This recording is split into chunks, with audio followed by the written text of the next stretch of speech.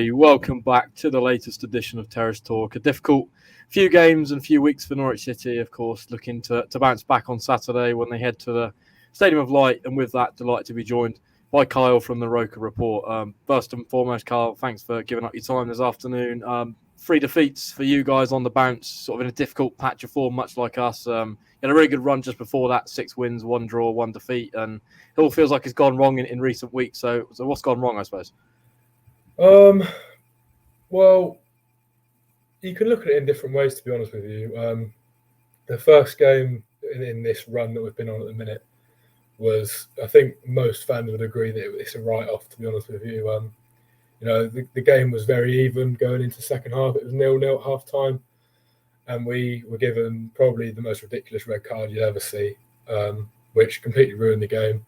And, we're a young team, so once 1 goes in, 2's quick, and then 3 and 4 happen afterwards. We were terrible on Saturday, I will be honest, against Stoke. We never really got going, and they punished us for that. And then on Tuesday night, we really weren't that bad. We haven't got a striker that's going to score 20, 30 goals a season, which is what we're missing to become a real force in this league.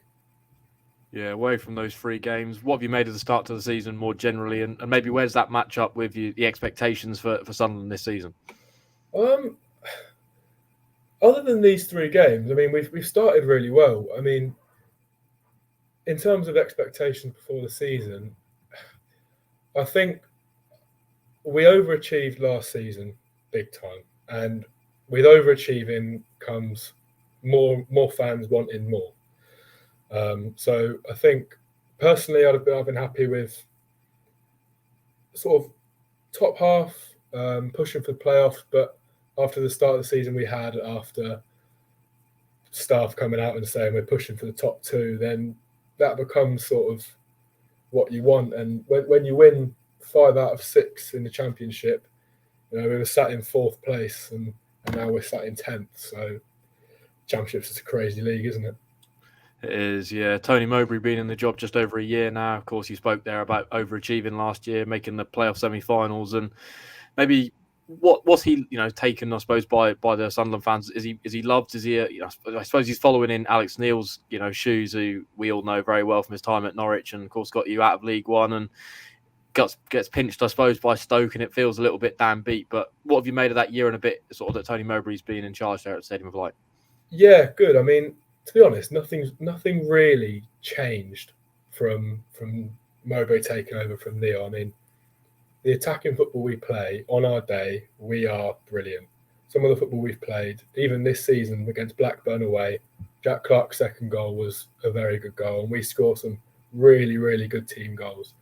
I don't know whether I think he is loved by the majority, but if this form continues, there's already a few murmurs of discontent among some fans. So it'll be interesting to see how Saturday goes, to sort of see what's next. I mean, we were linked with a manager in the summer who's now in Nice, I think, and he started really well with them, and people are sort of wondering why we didn't go for him. But the players seem to love it under Mowbray. I mean, Clark won the Championship Player of the Month last month, and he did an interview with Sky Sports and said, look, the players love him. He gives the attacking players so much freedom to just do their thing. And then the defence, who seem to be set. We don't concede many, but we concede soft goals. If you get a corner on Saturday, no doubt you'll go close. If not, you'll score. Yeah, sort of. Just speaking there about the young squad, and kind of that tends to be the recruitment model now these days up at Sunderland. You brought in the likes of Joe Bellingham, Burstow, lots of really young players, a few from France as well. Lost a few big players as well in the summer, the likes of Ross Stewart, Lyndon Gooch, of course Danny Bart, which we'll speak about in just a moment. What have you made of that transfer business, and maybe which one of those players has stood out the most so far this season?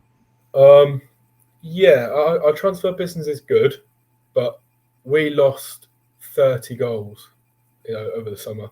We lost, not over the summer, back end of last season, including January, we lost Ellis Sims, Ross Stewart, and Ahmad Diallo. And we haven't really found a replacement yet. I mean, our main source of goals is Jack Clark, and if you mark Jack Clark out of the game, we don't look like scoring. We've signed 3 strikers this summer. Burstow, who you mentioned, who hasn't got going yet at all, and I think fans are already losing a bit of patience with him. We signed a young player, Lewis Hamir, from Benfica's B team, who was on fire in pre-season. I think he scored in every game that he played, but played the first game of the season, got taken off after an hour, and hasn't started a game since. So he hasn't really been given a chance. And it feels to us fans like, why are we giving a player who isn't even our player a chance to giving him loads of chances to find his feet, find his rhythm, and he hasn't found it yet. But why aren't we giving our players a chance who are young? Hamir is 19. Why aren't we giving him a chance to prove what he's worth? And then in terms of the biggest player we've lost, I mean, on paper you'd say Ross Stewart, but he didn't play much last season. I mean, he scored, I think, 10 in 10 in the Championship. Danny Bart was our player of the season, so I suppose I'm going to have to say him. But I think, Danny Bart was definitely one of our better players last season. He was made to look extra good because we didn't have any other centre backs. Ballard was injured for most of the season, and we were playing with with Luke O'Nien, who is a centre back now, but him and our right back, 3 at the back. So Bart was made to look really good when I think he was probably just what you'd expect a centre back to be. Yeah, yet to make a senior start for Norwich in the Championship. Are you maybe a little bit surprised that he's not made an impact since moving down to Carrow Road? And if he does sort of make it on the pitch at some point on Saturday, what sort of reception will he get from the Sunderland fans? Oh, he'll get a good reception for sure. There was no bad blood when he left, none at all. I think it was just the recruitment model we've got. He's getting a bit older now, probably not quite as quick in his reactions as he was last season. And yeah, no, I am shocked that he hasn't played, especially after, was it the Plymouth game you lost 6-2? I fully expected a host of changes in your next game, and I thought Bart would play, but he hasn't. Don't really know why. He might be carrying a niggle or something, but if he plays Saturday, he'll probably score from a corner, to be honest. So. Yeah, there's a few other connections. The one that I want to speak about is Alex Pritchard, who's been at Sunderland now for a few seasons. One, is he still playing in the team regularly, and what sort of supposes the thoughts on him? Well, I mean, he was another one who looked really, really close to leaving in the summer. Fans didn't want him to go, and we signed Bradley Dack sort of as a replacement for him.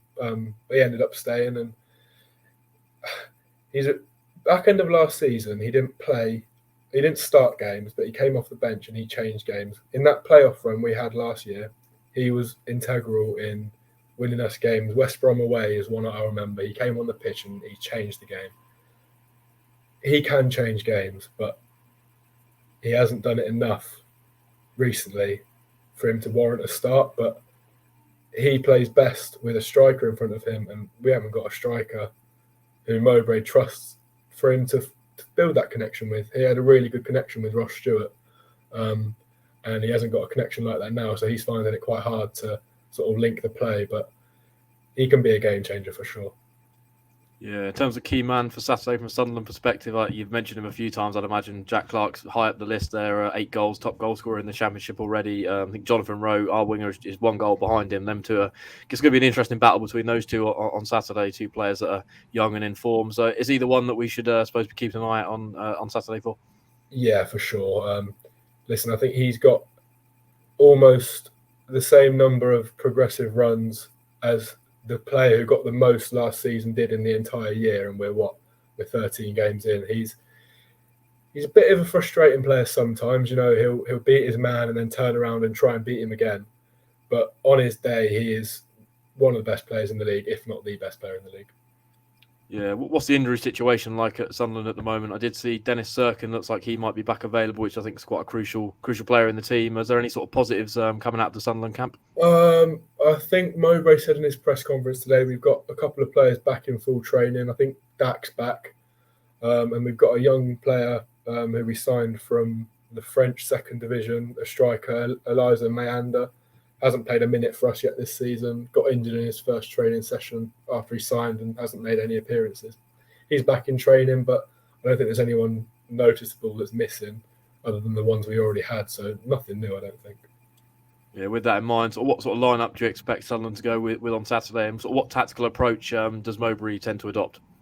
Well, that's a big problem we've got. We haven't got a plan B. It's always a 4-2-3-1, where we look to exploit the space sort of in behind the fullbacks, play nice football. But if the opposition work that out in the first 10 minutes, then we struggle. I expect it will probably be very similar to what it was on Tuesday night. Maybe Sirkin will start for Huggins. He gives us a really good balance on the left-hand side. But apart from that, I can't really see any changes, to be honest. We're so predictable. Yeah, so I think it's a little bit similar to Norwich at the moment. There's a few criticisms around David Wagner not really being able to have a plan B, not really changing, certain games where maybe a change is needed. With that, just want to get your thoughts on us. Have you seen much of us, whether that be on the TV so far this season, and what have you made of it?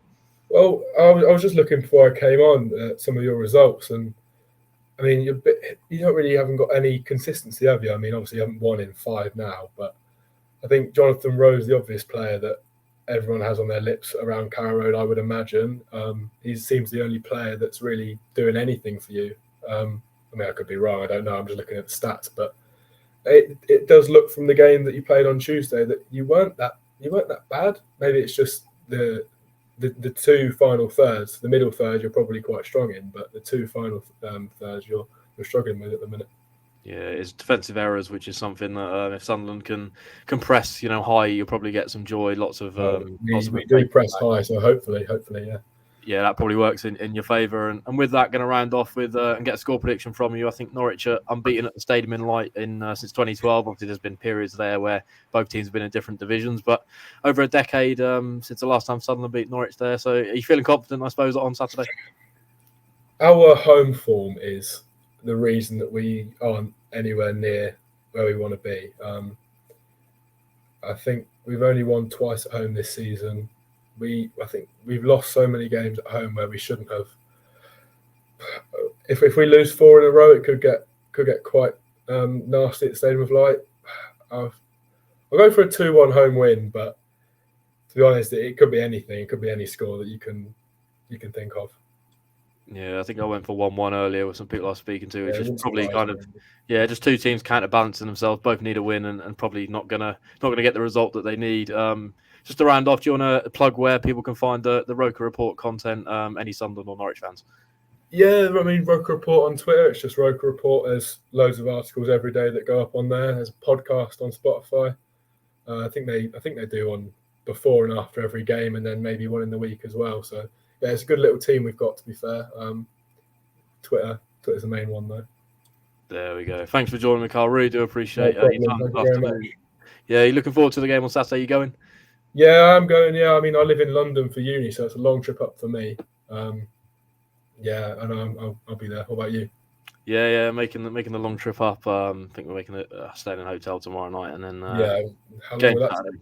Yeah, I think it's about a 5-hour journey, so it's a 5.5-hour journey, which is not the best, but it's what you have to do when you live in Norwich. Everywhere you go is same for the fans that live in Sunderland. Yeah, always a long journey. Looking forward to it anyway. Lots of great content across the Pink 'Un channels at the moment. We'll be at David Wagner's press conference tomorrow morning, so all the latest team news ahead of this one will be on the Pink 'Un sites. Looking forward to the game. Hopefully, from a Norwich City perspective, they can bounce back. Can't say I'm overly confident, but we'll see what we get. Thanks for joining us.